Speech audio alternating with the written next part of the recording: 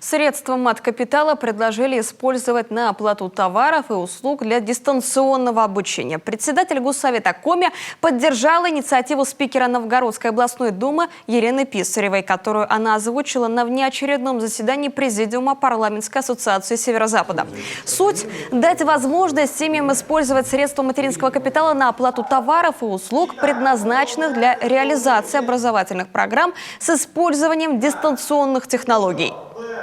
Считаю верным расширить возможности использования средств материнского капитала, включив туда приобретение необходимого для обучения цифрового оборудования, компьютеров, роутеров.